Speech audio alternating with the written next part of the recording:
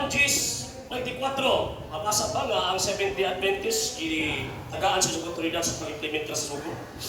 Implicitly mabasag yun.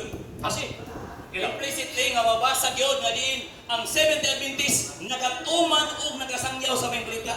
implicit man, sugot ipasabot indirectly. Tama ba? Okay, stop ulit doon. So, Pardon. so, pag implicitly, o pasabot indirectly. Yes, mabasa na ito na sumala sa Biblia nga din ang dili lang mga Israelita, kundi mga Kristohanon. Ang sasita sa Biblia, kapitulo, bersikulo, na naghatag og suporta, letra por letra mabasa nga ang Seventh Day Adventist implied di pasabot sa San Juan 10:24. Okay, implicitly. Ano Ano yun? masahon na? Ano masahon? Hoy, kaporter, Mr. Moderator, Okay. tawag ining, So, kwan eh, question. Ano po, basahon na po. kiingon niya sa implicitly implied. So, kung ipasabot, ang ako ang kaatbang na ay obligation to provide evidence sa iyang implied claim na kanang 10:24 apil sila na. Biblia naman ang atong topic ron. Unsang sita sa Biblia, kapitulo, bersikulo, ang kanang San Juan 10:24 apil mo! So, answer sir? Okay. 1 Gs 24. Kadali lang. Kanang gitawag ni mo nga 1 Gs 24. Wala ko nagamit anak. Okay, at least na naka-record na eh. Ako naging Wala ko nagamit anak. Next question, St. Matthew chapter 5, verse 7 and 13. Moderator. Natin palaon. Alright. Photo pub with clarification.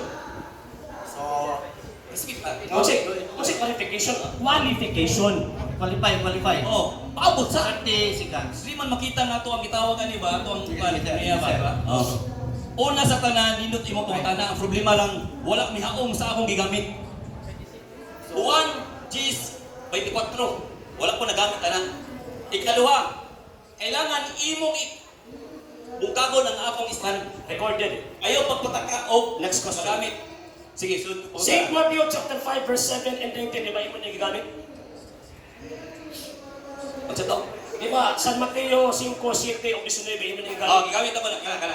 May mabasa ba sa 5, 7, 19? Mississippi. Clarification. 17. Mississippi pa yung sa 19. Kana. May mabasa ba sa San Mateo 5, 19 nga ang 70 Adventist kay kanang otoridad sa Dios aron magpatuman sa atong ipamahulay? Na ay mabasa implicitly. Okay. Kaya nga no, ang gibas mabasa to diya, bisan kinsa, dili unggoy. Abot lang ka sa lamin ng unggoy ba? Ang Kay way saksita sa labot. Biblia, kapitulo, bersikulo, kay Biblia naman ta. Nga kanang word nga bisan king sa Biblia, so Biblia, apil ang 70 Adventist. Yes, klaro kayo igsoon. Okay, akong kasahon ha. Exodus 20 Gs. Apan ang Objection, ikapito. Mr. Moderator. Okay. Wala ko na utang nag-exudo. Ang ako pangutana niya, kung sa sita sa Biblia, kapitulo, bersikulo, na anak San Mateo, kapitulo 5, 17 hanggang sa 19, apil ang 70 Adventist na sa word nga bisan kinsa. Okay. Dili na lang ta sa imo nga side. Gitawag og Mateus Mateo 5:19. Ako basahon na. Hindi naman na, hindi mo man sitas Hindi nila. ba basa nila po kay sapaw mga ay sapaw niya. Bawal ba yan na? Tungod ni ini bisan kinsa klaro kayo. Implicitly. Mabig Pila tanong sa mo, mga bidistra. Mr. Moderator, matanong ko, kanang word nga bisan kinsa ba? Unsang sita sa Biblia, kapitulo, bersikulo, Sitas na lang. apil din ha ang 70 Adventist. Sitas! Ano mo kanina akong bibasa? Ayaw pa! O kanina. Sitas! Mateo 5:19 yun sa niyo pagsabot. Wa ko nang tanong si pagsabot. Oo, Ano kanina. pangutana ba? Simple kayo ba? Okay nang tubag Ang si 5, 17, 19, imong ka kanang word na bisan kinsa, imong gi-interpret apil ang 70 Adventist.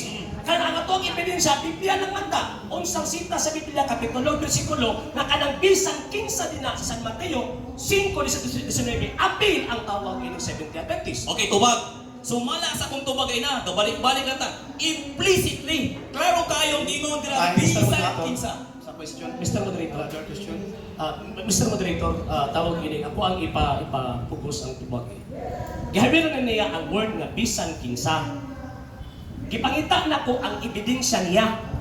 Naka ng word nga bisan kinsa apil ang Seventh-day Adventist. Nga amo ang topic kay sumala lang man sa Biblia. Basahon lang karon sa Biblia naka ng word nga bisan kinsa apil ang Seventh-day Adventist. Sumala sa Biblia. Okay, sir. Iklaro na ko ha. Ang question, tungod kay gigamit nimo ang word or phrase nga bisan kinsa, mao na karon ang iyong pangutana pangayoon sa imo asa diya sa Biblia. Okay. Tubag. Sumala sa ang gisulti kay na diya sa Mateo 5:19 bisan kinsa. Implicitly nga diin ang Seventh Adventist appeal nga doon ay authorize. Mr. Moderator, Okay. ako ang Ano naman kayo na, Moderator? Mr. Moderator. Okay, okay. Ako ang tawag in question. So, Ah, clarification ako Ah. kanang sige, sir. Proceed. Ang sa kuha ba? Given na gigamit niya ang word nga bisan kinsa. Gigamit niya ba ang word na bisan kinsa? Gi-interpret niya appeal din ha ang Seventh-day Adventist. Objection mo dito. Okay ko sa iya ha. Okay ko sa iya. Magkano sa mga references. Objection po pa naman. Ang akong pangunta na simple, Biblia lang magtakat ang atong gigamit karon. Unsang sinta sa Biblia, kapitulo bersikulo, na kanang punong bisan kinsa nga nasulat sa St. Matthew chapter 5:17-19, apil nila ang SDA. Objection, Moderator. Okay, so there's objection. Okay, state your reason for objection. Ako klaro. Nagbalik-balik naman ta. Nangayo siya bersikulo. Ako nang gihatag ang Mateo 5:19 kay mo man na yung gigukod niya. Pero kung litra por litra gid nga mayon ka nga Seventh-day Adventist dili na nako. Wala. Kay implicitly ang gisulti niya. Counter objection, Mr. Moderator. Thank you. So, Counter objection, Mr. Moderator. counter. Mag-counter ka, Mr. Moderator. Nga naman, pinakauna, sa kanang gingon, given na ang singing, mo man ang basis. St. Matthew chapter 5:17-19. Mo man ang basis. Mo na akong i-arguan karon. 7 minutes. O niya, ang iyang tawag ka ng interpretation, gisunod niya St. Matthew chapter 5:17-19. Kay pangitaan na kag-ebidensya nga mosuporta sa imong claim nga appeal ang Seventh-day Adventist sa word nga bisan kinsa. Unsang sinta sa Biblia kapitulo 3 ka ng word nga bisan kinsa appeal ang Seventh-day Adventist. Sitas na sa Bible na word for word ito namin nga bisan kinsa. Appeal ang Seventh-day Adventist. Notification ko, Moderator. Tungod ba kay sa Mateo 5:19 nga nakita niya nga bisan kinsa gusto niya lain na pud nga verse mao ba na yung punto niya. Siguro. Kay mao man akong tubag yun, yung magbalik-balik man. Ay. Ako rin mag-aral siya mo dito. Kasi ang word na Seventh-day Adventist, implicitly akong tubag. Implicitly daw Ang yung problema tubag. ay kung Implicit. nakasabot siya, wala. Dali. Nakasapot ko sa word implicitly. Okay. Indirectly kanino. Pero ako pangutana ka ng word nga indirectly nimo ba? Unsang support nimo nga evidence? Na kanang word nga bisan kinsa apil din na ang Seventh-day Adventist sumala sa Biblia. So sir, buti pasabot na sir kung mag-ingon o indirectly, diba? Directly or explicitly. Nasa ebidensya. So dapat, kurang anak ba nga na kay empirical and other Yeah. O kanya akong tubag, moderator o negative. Akong tubag galing negative, dili explicitly. Implicit daw. Okay. Klaro So, kanya. Negative, nung sa mga. Ang sakwa, di tawagin mo lang. So anytime, Sunod po ka na, kanalisod, kanalisod. Naglisod na gani ka. Sunod po ka na. so you have 6 minutes for remaining time. Okay. So, karon, ang konti pasabot, wala kay mahatag na sinta sa Biblia nga kanang word nga bisan kinsa apil mo.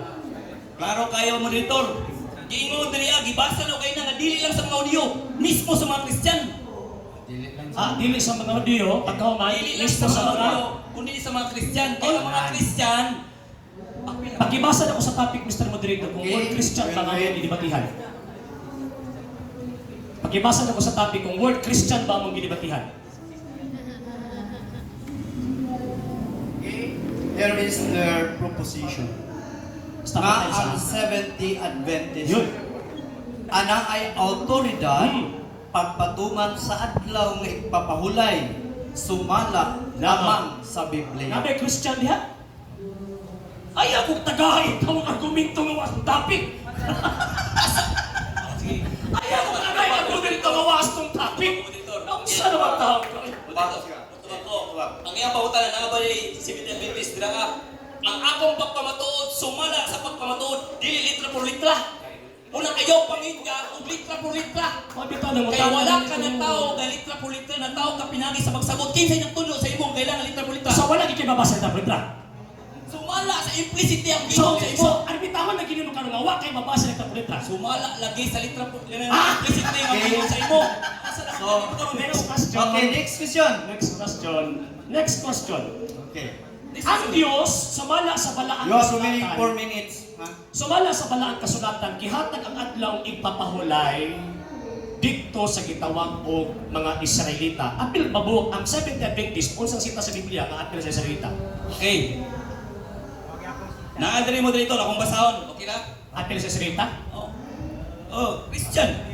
Eh, so ako naman talaga Christian ba? Christian naman taon mo. Christian, ano man? Again, Objection, Mr. Moderator. Pagpagilasa ko sa topic So, again. ang iyang pangutang subay ta sa Sige, ikon. proposition. Balik ko na itong basa nga ang Seventh-day Adventist ana ay autoridad pagpatuman sa adlaw nga ipapahulay sumala lamang sa Biblia. Grabe Christian, Mr. Moderator. Wala. Oh. Okay. Base sa Abot naman base sa sa sa stated sa proposition. Hindi na may akong pangutana eh. Tupaga akong pangutana. Tupaga akong Mas ba pangutana. pangutana ka nang imong pangutana? Sumala sa balaang kasulatan, asa gihatag ang adlaw, ang sugo sa adlaw ipapahulay. Sa Israelita o sa mga Seventh-day Adventist? Okay. So, sa mga Israelita ng mga Seventh-day Adventist, Again kung sinta sa Biblia nga ang Israelita Seventh-day Adventist. na-implicit Ah! Nailabas sa sumala diri. Kaya ang Seventh-day Adventist Christian. Ha? Dili Ang Muslim. Israelita ba Kristiyano? Diba? Hudiyo. Ang Hudiyo ba Kristiyano? Oo lagi. Hudiyo, Israelita. Di ba? Ang Israelita Okay, ba basa. Kristiyano? Basa ta. Okay na. Ang Israelita ba Kristiyano? Ang uban, Israelita, Kristiyano. Wako na mo talaga uban ba? Ang Israelita ba Kristiyano? Kristiyano lagi ang uban, dili tanan. Onsang sita sa Biblia, kapitulo, versikulo nga kanang gisulti ka Israelita sa Daang Testamento, Kristiyano na. Sumala sa mga apostoles, unsay daw mga apostoles Wako day? na mo talaga apostolos ka na imong ibasa sa Daang Tungkol. Okay na. Ayaw ko ka. Kung basahon, okay lang sa'yo, basa ko. Daang Tungkol na nga ang Israelita, Kristiyano. Ha? Okay. Kasama na ko ha? Okay. Daan tugon. Bubasa na siya, sir. Sitas. Okay, Genesis 1. Oh, imprimato, inyo ka man eh. Objection, Mr. Moderator. Objection, Mr. Moderator. Ano ba? Kristiyano? Ang Kristiyano lagi. Old Testament. Mabasa gani. Kristiyano? Ay, naunsa. Genesis? Bago pa. O sige, nabasa sa Genesis ha? Chapter Saan ang version? Ayo. Saan ang version? Genesis. Genesis 1, Community Bible. Yes! Ano yung nagpapag? Kita na daw ko Okay, pwede na, ano? Sige daw. Sige daw. Ang imprimator si Carillo Almario. Mangilan na po eh. Sige. Oh, So, pwede nga sa sakpan yun eh. Basaha. Asa na ba? Sa itong role, sa Genesis, Genesis 1. Genesis 1. Footnote pala, Mr. Moderator. Ang saan naman ta? Mabasa na. Ang akong gipangita nakasulat sa Biblia. Wako na po ng footnote. Tingnan mga mangilan na po ni ay. Sige, okay. Mangilan So, na po. pangayo. Clarification moderator. Clarification moderator. Okay, clarification. Kung kabalot mo sabot, sumala, masulat sa Biblia. Nasulat man. Mr. Moderator, Saan tayo man ng eh? Biblia.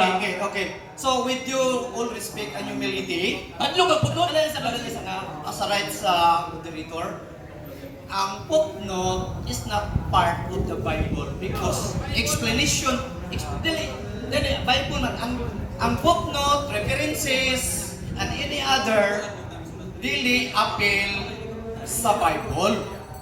Kaya ako nang kuhan, so paano, nga, ang footnote, ang cross references, nasa Bible yapon nga isulat, pero dili siya part, appeal sa Bible. Sir Richard, ako sa i-recognize ang ato ang pinanggang ng Official na to nga moderator. Ang Captain Cap, Dinalus. Salamat kay Cap sa pangatay ng higayon. Okay sir, continue. Unsa ba ang moderator? Unsa man eh? Okay. Question o ako pa rin basahon eh.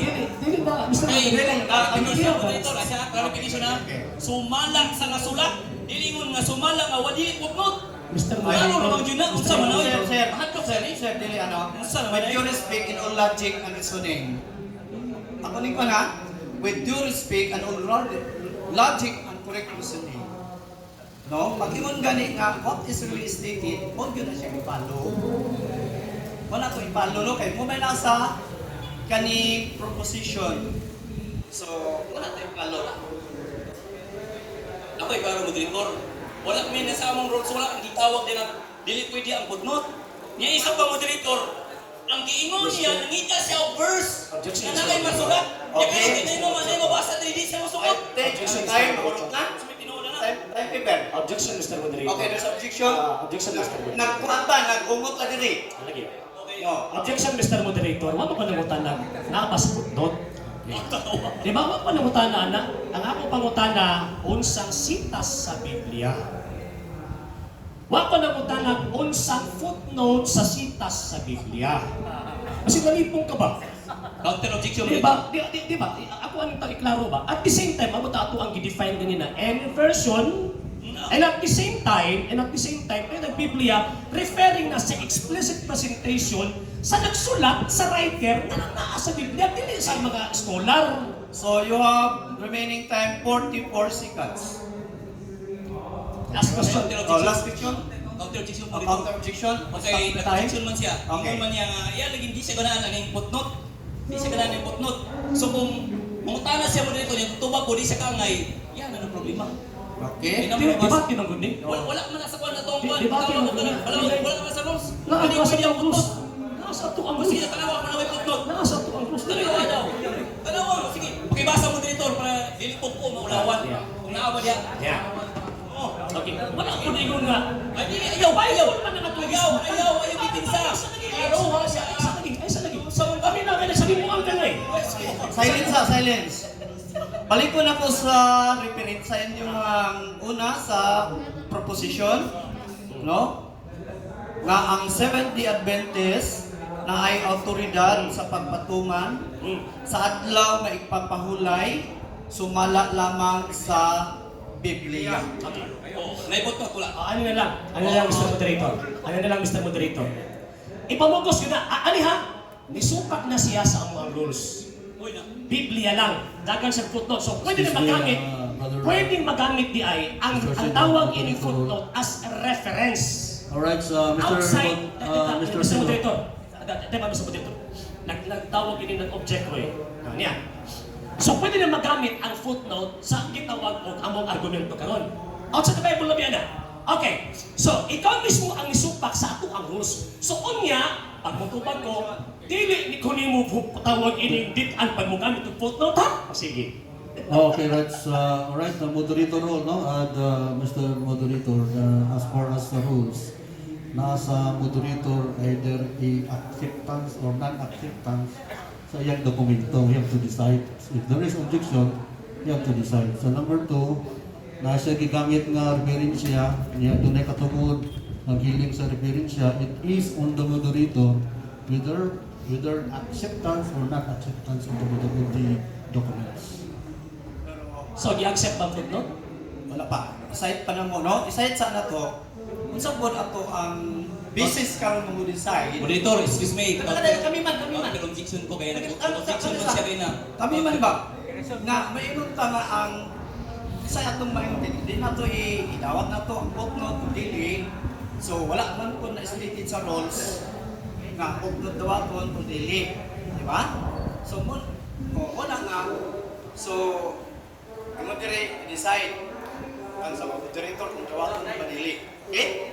So, in my part, as I stated kaganina, so, pag-ingon og Bible, not including close references, footnote, and other, except only the verse, chapter, and verses. So, doon po naman part. So, ang request, ang tanan, denied na magamit sa footnote. My part. Alright, sa other side, mga kaisunan sa moderator, igawat na ito kay ang rules sa magbasa sa topic, pumalas Biblia, ang footnote na mas Biblia. So, considered as valid para sa court. So, in accordance with the proposition code, okay, same as the what is the decision of the main moderator, I myself in my stand, I am also favor sa iya nga denied siya. So, ay na, nga dili gawat ang motor. Okay? So what? Our time? Time na to, sir. Praksikan sa lang to. Okay na? Wala na? 35 seconds. So, okay? Okay, so, there's best. Counter pa siya. Wala naman ang time. Seconds na di mo check kung saan Na may seconds. Oh, sige, sige. Alawin Na may seconds. Okay, naman ko yung authority. Naman ko yung authority po sa ako nga side. Sige, sige. Una, para sa kasayuran sa tanan, kanang amo ang balao dira iyaha kanan. Ha? Matod pa sa video, kung nakita mo sa video na iyang gibuhat, ingon siya nga, nasa imo mo gamit pagkaog, gitawag reference or Biblia. Mabasan, kita dito sa video. Karon gitanggi niya. Amo ni bahala na.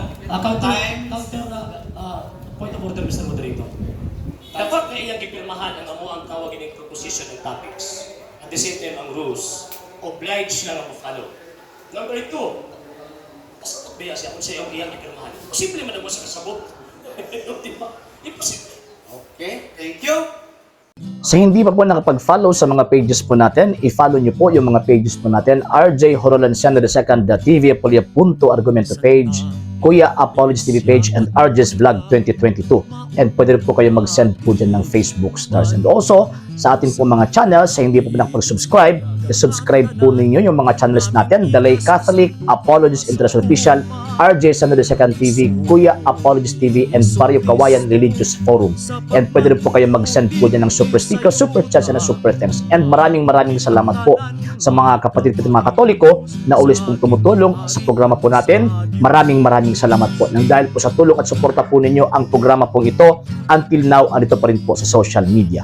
And until now din po, nangangailangan pa rin po tayo sa tulong at suporta po ninyo dahil wala po kanyang magagawa rito mga sir, mga ma'am, kung wala po yung tulong at suporta po ninyo. Sa gusto pong tumulong, sa gusto pong sumuporta, pwede po ninyong ipadala ang tulong at suporta po ninyo sa pamamagitan po ng ating mga account numbers dyan po sa ating pong screen. And pwede nyo po kaming i-message sa ating pong page kung via remittance po yung papadala po ninyo. Maraming salamat po in advance.